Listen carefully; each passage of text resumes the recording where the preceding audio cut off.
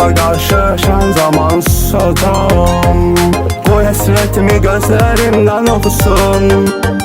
Həsrətəm indi bir kəlmə sözünə, həsrətəm eşq ilə baxan gözünə. Ona deyin ki sən sevən o insan yoxluğunda gələ bilmir özünə.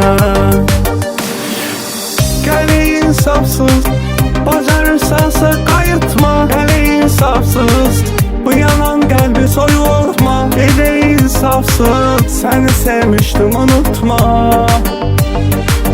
Geceler sarhoş, canlanır gözümde resmi. Ağlımda xəyalın, dilimde tek senin ismi. Gəl insafsız, belə insafsız.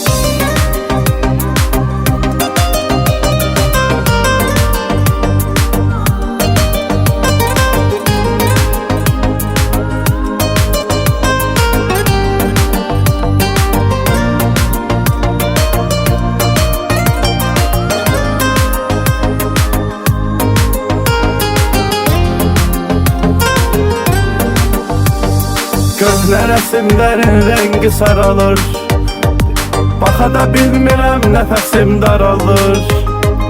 Yanımda bir kimsə çəksə adını, əhvalım dəyişir, qanım qaralır. Səni soruşurlar tanıyıb bilənim, yoxdur əlimi tutub yaxın gələnim. Bəlkə sən istəyirsən ki bir ömür düşüm ayaqlarına sevgi dilənim. Gəl insafsız, bacarırsansa qayıtma. Gəl insafsız, bu yanan qəlbi soyutma.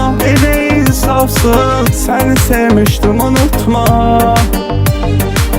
Geceler sarhoş, canlanır gözümde resmi. Ağlımda xəyalın, dilimde tek senin ismi. Gəl insafsız, belə insafsız.